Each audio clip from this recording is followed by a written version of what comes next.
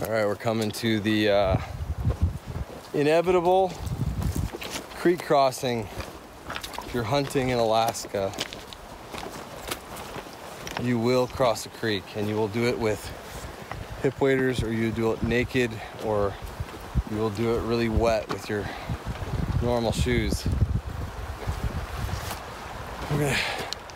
Everybody's gonna get ready. It's moving a little quick. It's pretty swift. Not that deep, but it is coming over my waders down into my shoes, which is fun. Little creek. We're just getting wrapped up with the spring thaw, so it's moving pretty good. It was a lot higher the other day, but it's moving, it's cooking. You don't want to take a false step in this one. You will go drifting, but sure it'll be fine.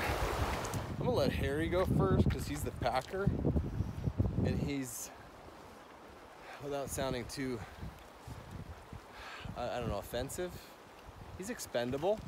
If he goes down the river, it just gives us a better idea of what we got going. So why don't you go for it, Harry? Australians are crazy, they'll do whatever. I would take a 45 to the other side of the creek. That's the kind of guy I am. Thank you. Go for it, Harry. Keep those legs wide. Okay, the 360 is not a good move on the river. That's not how we do it, but it's okay. The toilets spin backwards where you're from. What?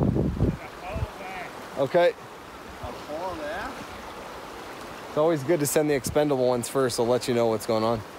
All right, I'm crossing now.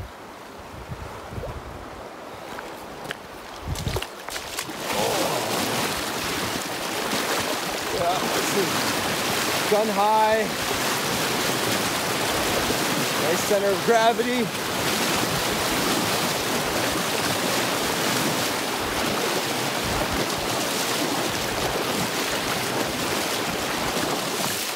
And we're there.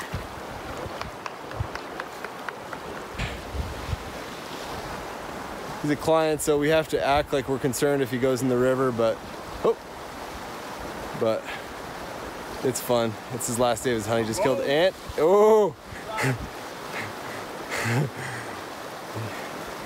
Killed a wolf and a grizzly bear on this trip, so with his bow, which is unheard of, so it's okay. He goes in the river, it'll be fun.